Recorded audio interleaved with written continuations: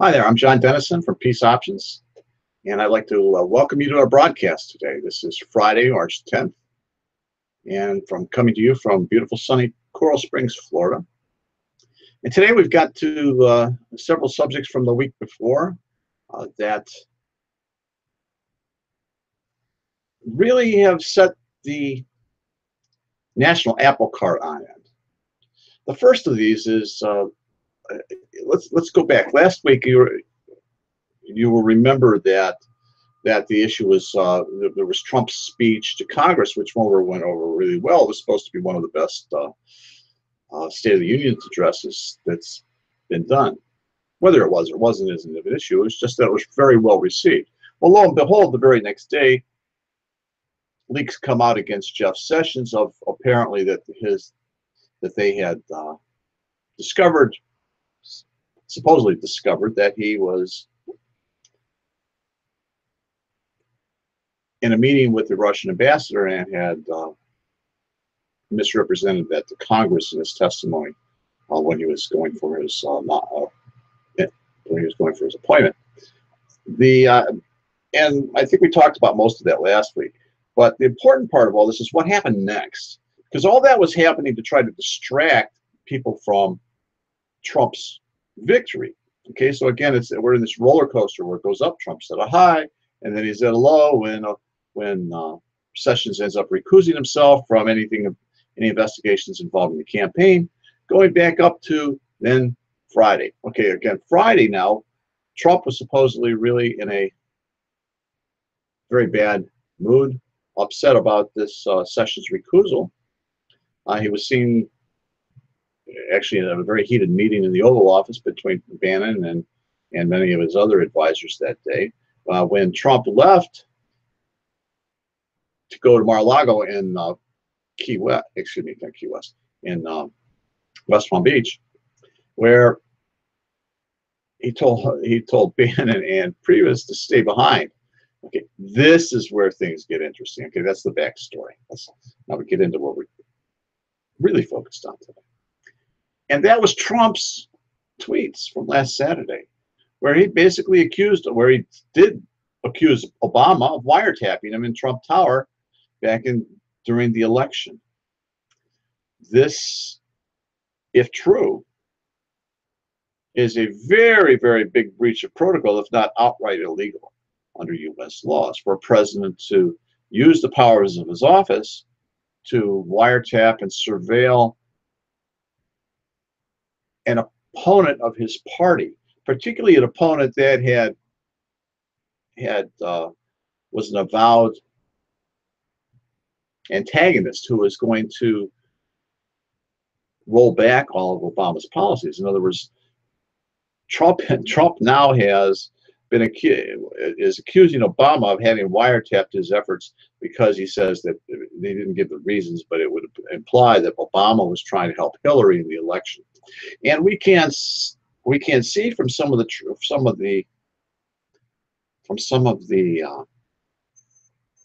tweets during the election period that there was such a wiretap somewhere, or at least information about a wiretap, because Hillary was given information during her campaign about the wiretap. And she had, in fact, tweeted out to the nation that the Russians were behind it and that there was an investigation into Trump Tower and the servers in Trump Tower. In fact, she tweeted this back in October, but back in the summertime, or actually in the spring, when James Comey decided that he was going to not prosecute Hillary. Immediately after that, there appears to have been a report that Obama sought a FISA warrant to come after Trump. In other words, here they were claiming that Russia's been after her, so now Trump looks like there's been pressure applied to Trump, and all of a sudden there's this FISA warrant that was applied for with the mysterious name Trump over it. We haven't seen the warrant yet or the affidavit for it, and we don't even have confirmation that they ever existed. And so far, this is probably the big areas. That where did all these stories come from if there is no confirmation that there ever was a FISA wiretap or a secondary application in October where it was supposedly granted? This is really more we look at this, the stranger it looks, because it really does appear that Obama was somehow, somebody in the Obama campaign was feeding information to Hillary because she knew what was going on at the Trump wiretaps. Not only did she know about the wiretaps, but that when she talked about the Russians doing it, she was talking about, and 17 U.S. intelligences agree with me or say it. So here's Hillary coming out announcing to the world this information that's supposedly classified, top secret information as to the hacking of the DNC computer. And she knows things that nobody should know, because this should not be part of the normal intelligence brief that's given to a candidate. This would be something more. So she had access to inside information, and it certainly looks like Obama was conspiring with her or colluding with her to get her elected. After all, he did go on the campaign trail and spoke for her many times, and used that to attack Trump with great forcefulness. Yet Trump still won. So Obama's policies were, as we know, were repudiated, and Trump's victory came in November. But that's not where it stops. Apparently, these allegations that the press is up in arms over, that Trump would allege this about Obama without submitting any evidence, yet they had been printing for 6 months, almost a year, about the Russian wiretaps with no evidence at all, totally on rumors. And it appears that they were foisted on their own petard, to use a term out of the past, where they were given so that either they were getting leaks from various sources that were put together in this comprehensive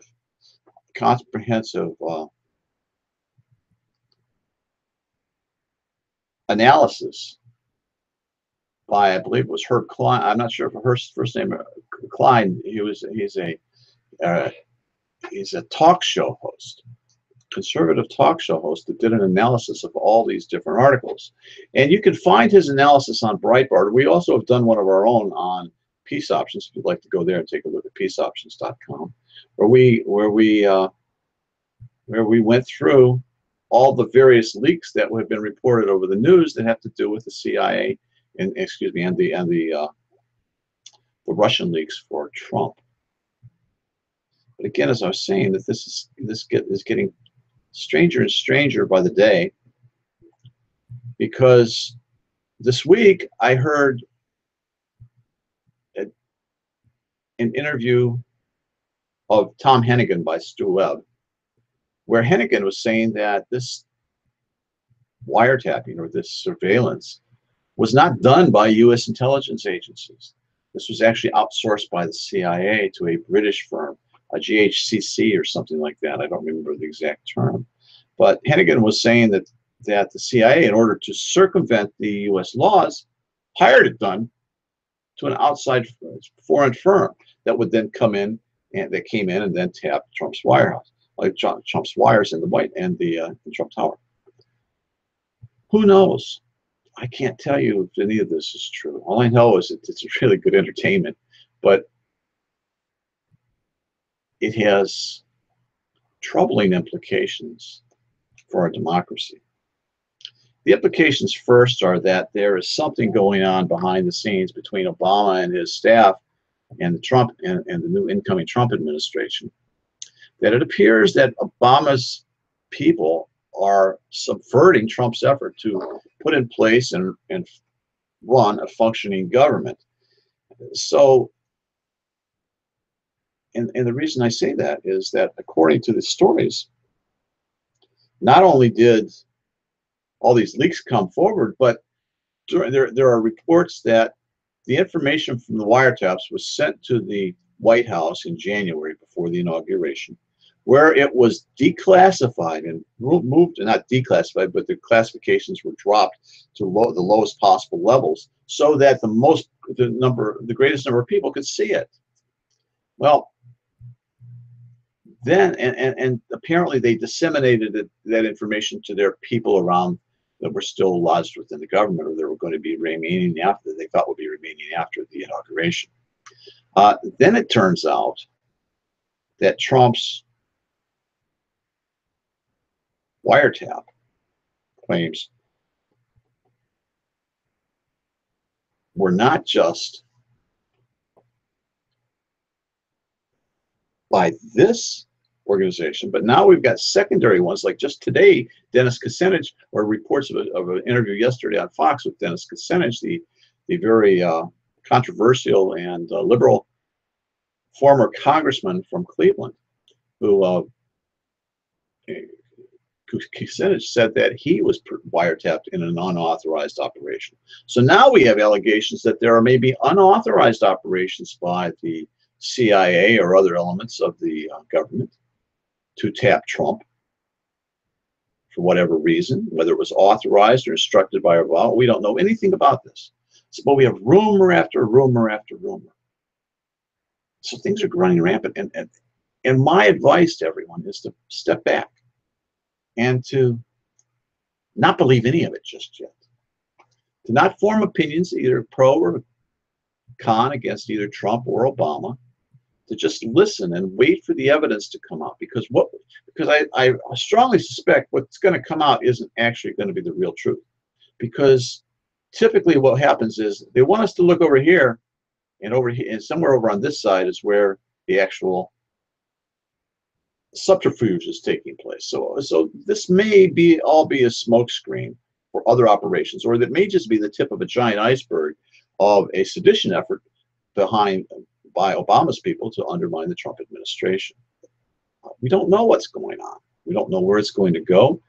Congress has started doing some basic investigations, but frankly, I don't expect any of these department heads or former department heads to come in there and tell them anything, other than the fact that they've already said that there was no collusion between Trump and Russia trying to throw the election. That brings us to our second point of the day. This also happened this week, was that Wikileaks published another set of leaks, this time from the CIA. They call it Vault 7. This is the largest leak of the CIA documents ever in history. And even just the ones that have been published, and perhaps only 10% of those so far have been published. Now, what's important about these leaks from the CIA is that they're related to the Trump claims with Obama, because they both have to do with spying. In this situation, with the CIA leaks, the leaks had to do with a branch of the Central Intelligence Service that was involved with basically cyber espionage. And the biggest part that I have seen so far has to do with all the tools that the CIA has created and had stored that have now been released to the world, of the cyber hacking tools that they would use to go in to take control of people's telephones, their TVs, setting them up as listening posts that they could go in and actually hear the conversations in the room. There are some that they said that they could. There's one program that they said they could go in and take control of a car's computer system. And in fact, there was a reporter for the Rolling Stones that they believe that they've tied that instance to. He was doing an expose in the CIA at the time that he died. And the biggest thing, perhaps of all, is that one of the tools were old Russian software that they had accumulated, and they could use, or other software that they could use to emulate Russian hacking. So that when they finished, or when they left behind, they could leave behind footprints that made it look like somebody in Russia had done it, as opposed to a CIA operative. Now, why does this have to do, what is the importance of this having to do with Trump? Well, one of the reasons is that the DNC's computer, the Democratic National Committee computer that was hacked, did not have direct ties to Russians or the Russian government. it had implications of Russian involvement because it had some of these footprints involved. And yesterday, I saw that Steve Pashenik, an ex-State Department officer and intelligence, both intelligence and in the State Department itself, Pashenik came out and said that the CIA hacks. Let me see if I can remember this correctly. That the CIA. I'm sorry about this. I'm drawing a blank on exactly what Pashenik said, but he was talking about the CIA's involvement in this whole process. That I got it. Was that the hack of the DNC was not done by the Russians, but was done by NSA operatives that were anti-Hillary Clinton and were essentially tired of all the games that were being played in the politicization of the intelligence community under Obama. And apparently these rogue operatives supposedly broke into the DNC computer, then used this software that the CIA had developed to leave trails to make it look like a Russian firm or some sort of Russian hackers had done it. This is pretty interesting. But again, nobody knows. We have all these different stories. And I consider them disinformation. Now, if you talk about, speaking of Pashenik, Pashenik was a PSYOPs operator. He did psychological warfare. And he's been coming out since the election stating that he's speaking on behalf of this group of rogue agents that are supposedly trying to protect our democracy from the abuses that were happening from the CIA by Hillary Clinton and Obama and their elitist cohorts. Wow, you can't make this stuff up. Tom Clancy would be, oh, by the way, Pashenik helped write some Tom Clancy novels. Apparently he was one of the co-authors on some of them. But you can't write stuff this good. This is like perfect for a sci-fi novel or a spy novel, but it's just terrible for the news for the American people. My initial thoughts on the Vault 7, and I haven't had a chance to read it in a great deal because I've read about some other summaries that other people have written, but I haven't actually read them myself. But the first thing is that the CIA has lost control of its cyber operations.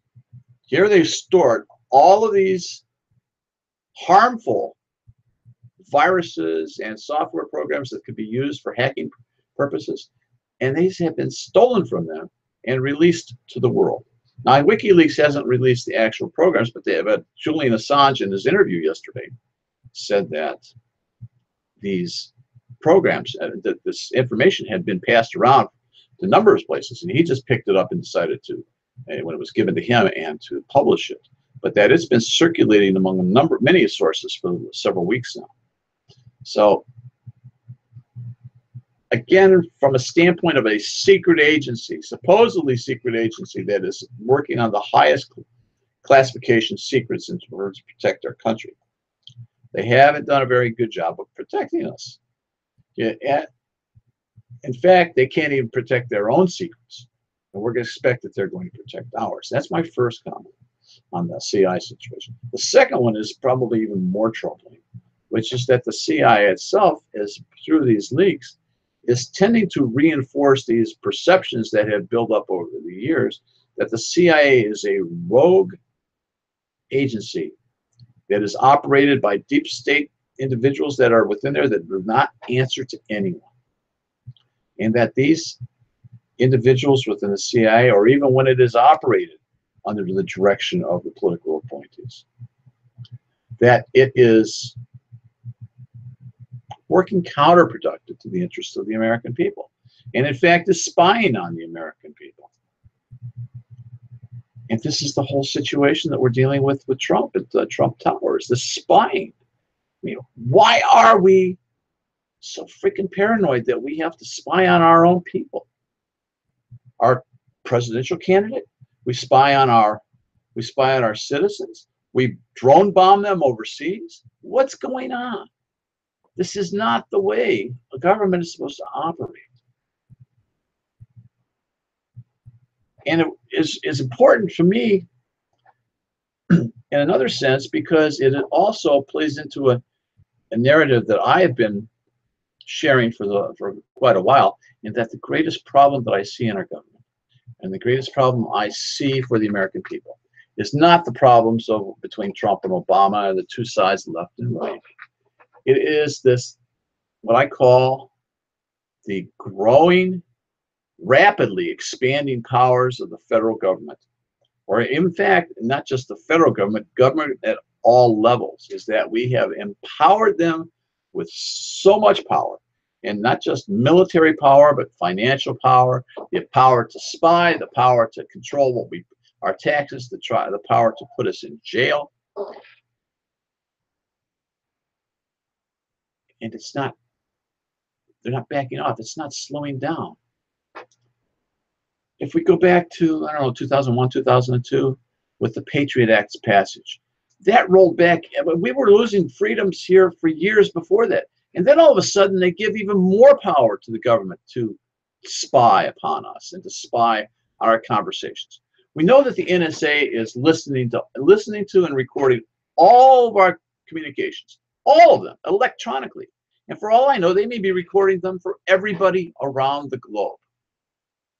Now, apparently, they don't just listen to everybody. I guess they do sampling for certain key terms. But it gives them the ability to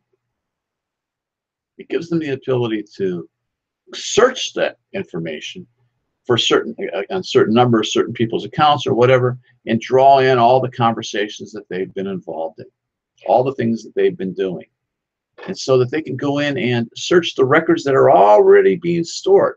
Now, allegedly, these are under the Patriot Act, but I think they're way exceeding the bounds of their authority. But again, we in the United States, we have to ask ourselves, what is the role that we want our security forces to play? What is the role that we want our government to play in protecting our privacy? And to what extent do we want them to maintain privacy to protect our interests? Because right now, there's no clear answer to that. You know, Congress has written it in statutes, and they do their congressional hearings, and the courts have pretty much rubber stamped all their powers and given them more where we could. But we still don't know where the American people come down on this issue of their privacy and the privacy of others. Because our government has been involved in these spying actions, not only here in the United States, but around the world. We even have reports that the CIA has maintained a very extensive spying operation in I'm not sure, I think it could be Frankfurt or somewhere in Germany, or I know it's their embassy in Germany, where they have, in Frankfurt, I believe, where they have this huge complex that is like a second location for the CIA, where they do their spying within Europe and Africa and Middle East and Russia, from the centralized European satellite headquarters. So, and we don't know how many of others these have, but the CIA has been going on and on and on with these efforts to gather information.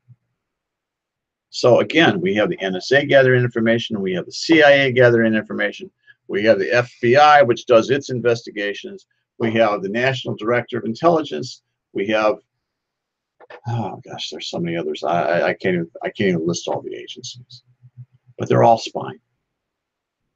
And that comes back to us and what are our expectations of privacy. And we pretty much have no expectations of privacy anymore, because according to this, you can be sitting in your home, your TV turned off, having a private conversation with your spouse. And if they want to, there is a way for the government to come in and listen to your conversation. You don't need new technology. They don't need wiretaps. They need wiretaps to do it legally. That doesn't mean they can't listen in anyway. It just means they can't access it legally. They can't access it legally and then bring charges based upon whatever they find out. But that's the way our government operates.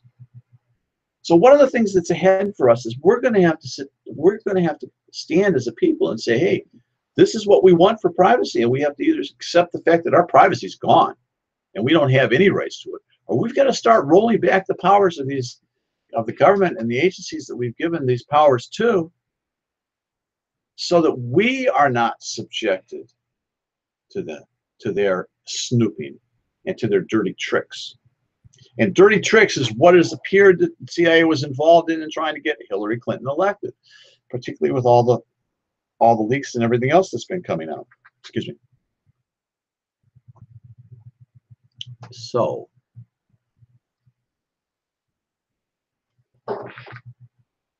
it's just a really, really entertaining situation. And I say entertaining because I'm trying to divorce myself from getting wrapped up in the implications of what it could mean on the spine, any of this spine, because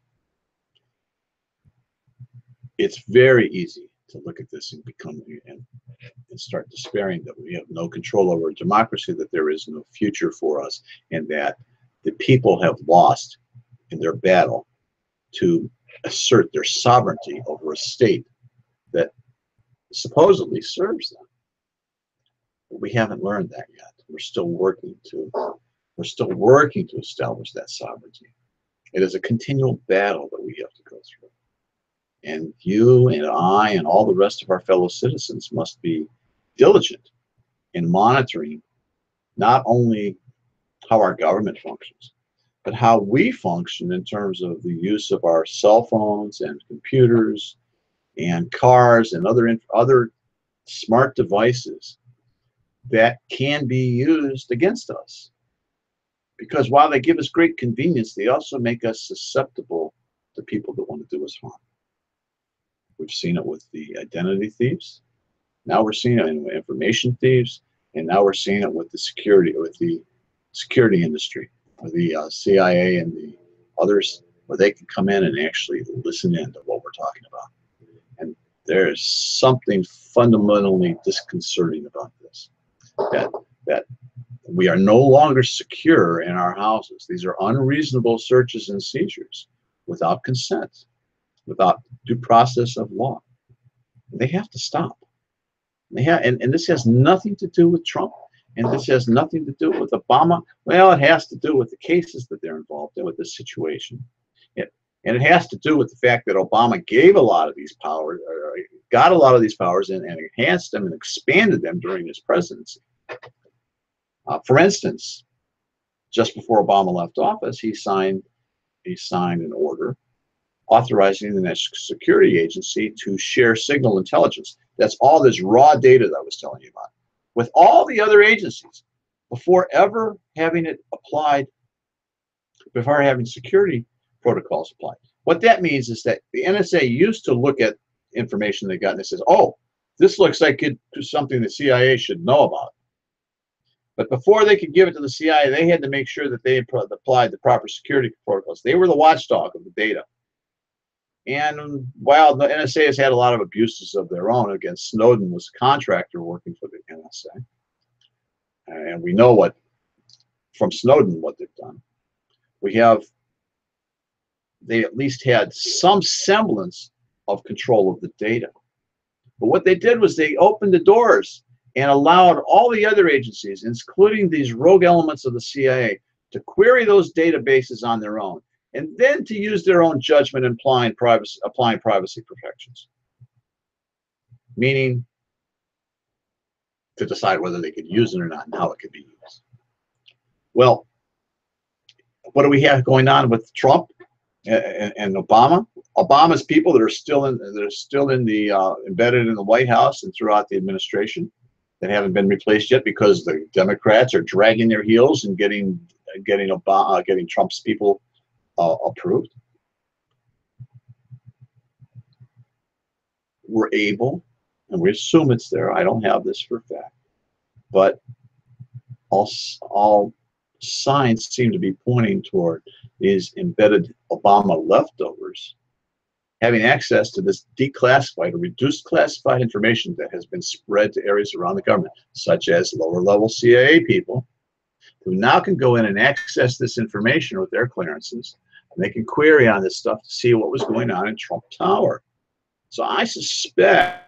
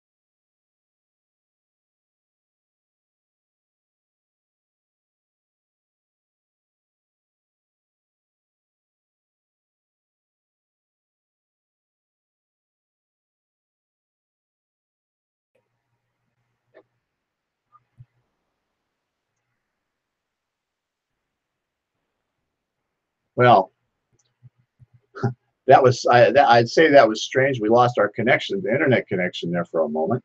Like we just had someone out checking it. The lines here a couple hours ago. I thought it was all resolved, but I apologize again for the inconvenience. But as I was saying, we're moving on to our third part of our discussion today, and it has to do with North Korea. North Korea this week, in anticipation of the annual military operations, drills that are performed by exercises performed by the South Korean Army with the U.S. Army that is in North Korea and South Korea and the DMZ, that North Korea fired several missiles into the Japan Sea. Well, what happens when these missiles are different than, first of all, this has been an increased provocation by North Korea that is being accompanied by statements that they are going to bring war upon us, and that they're going to that they're close to completing their work on their nuclear bombs. All they're trying to do is reduce the size and develop a warhead. Well, some of those that they fired were supposedly scuds that they were working on solid fuel boosters, which are used for intercontinental ICBMs. But anyway, these missile tests that North Korea did, I'm getting them all confused. The missile tests that North Korea did are making the Japanese and South Koreans and even the Americans quite nervous, because first, we know that they're expanding their missile capacity and they're developing a bomb, and they intend to use it.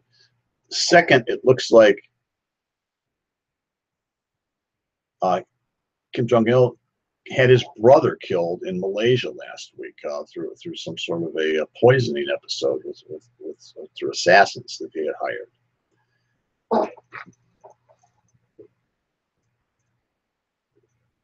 And North Korea is becoming increasingly disconnected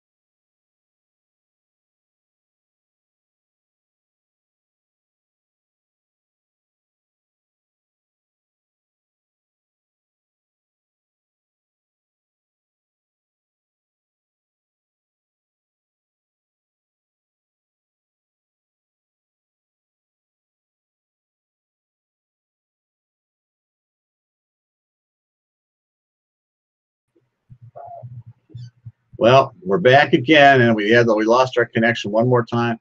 If it hits the third time, then we'll call it third time's the charm, and we'll just sign off at that point. But I appreciate you sticking with me. My concern with this now, with the North Korea South Korea situation, is yesterday the United States sent B-52 bombers into North Korea. They've also been sending this new THAAD, or the Terminal High Altitude anti-missile defense system, into North Korea that the Chinese are objecting to, because that not only can be used against North Korean missiles fired against Japan or South Korea, it also can be used against Chinese missiles fired against the United States. And that's what they're objecting to, because they think it's going to accelerate the arms race. They feel that they have been encircled by us before, and that this encirclement is just continuing and accelerating, and we're just using this as a ruse to encircle them, to make it harder for them to stretch their arms, so to speak. Anyway, the situation in North Korea is heating up, and I will be very surprised if there is a peaceful resolution to this. This is one that just seems to be escalating, and unfortunately, there aren't very many good options to the West in terms of getting Kim Jong-il to be a bit more moderate and less contentious and less belligerent with his pursuit of a ballistic missile and nuclear program. And since they've seen how he's done in the past, I don't, and there's been no ability to negotiate with the man, that it appears that we're being left with very few options to either allow him to continue what he's doing or to go in and do something to stop him. And that would be some sort of a military action, whether it's cyber or direct action, we don't know. But it's not a good situation. So I'd like you to just keep an eye on the news here over the next week or so, because I know you will, because we're in a heap of trouble. This situation with Bush and Obama is bad enough, but then having this going on, or not Bush, I said Trump and Obama going on, is bad enough. It's the CIA leaks, and now the South Korea situation, and it's North Korea belligerency. This is getting to be, well, the temperature's rising.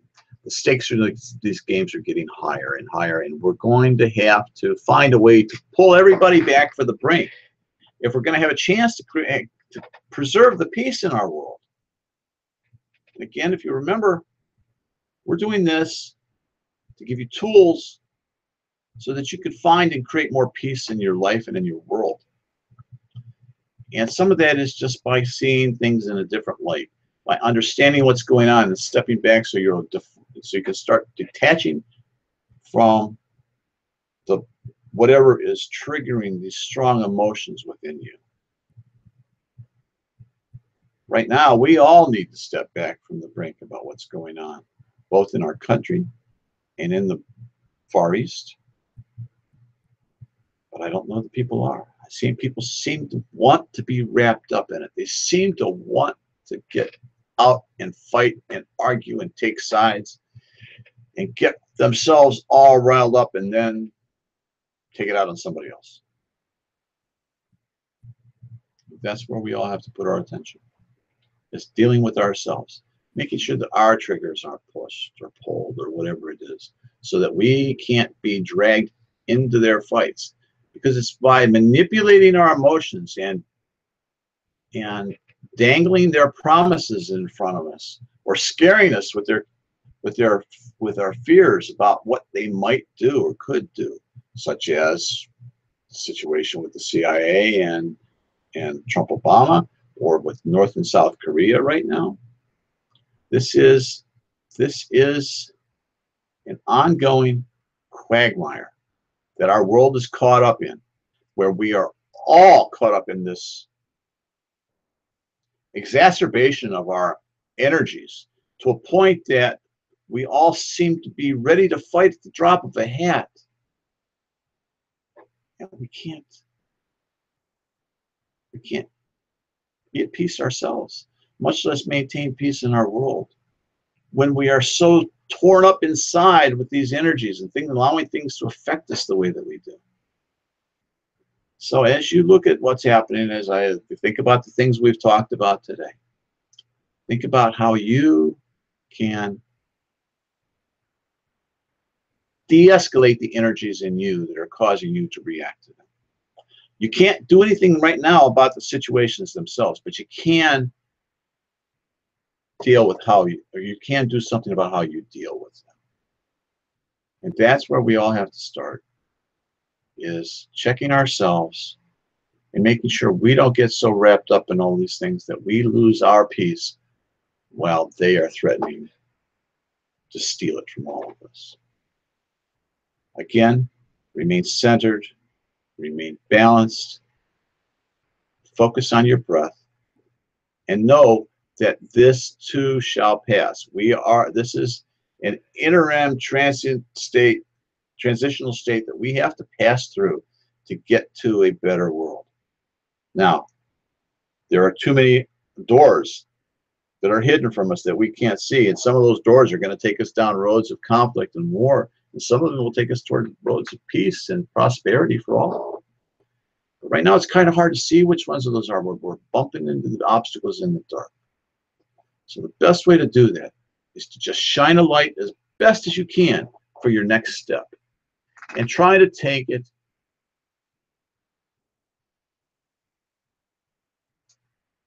allowing yourself to realize that you're here to experience this situation. It is your experience of this situation which matters most to you and to your soul. So I highly, highly recommend that you look and see how it's affecting you, and do your best to control that if you can't control anything else. I'm John Dennison for Peace Options. Please subscribe to our videos so you can get notice of future ones, as well as we'd appreciate you if you would like and share this so that other people will get notice of them as well. Again, you can find me at peaceoptions.com, and if you have any questions, please feel free to contact me there or through email at peaceoptions@gmail.com. God bless you indeed. Go with love.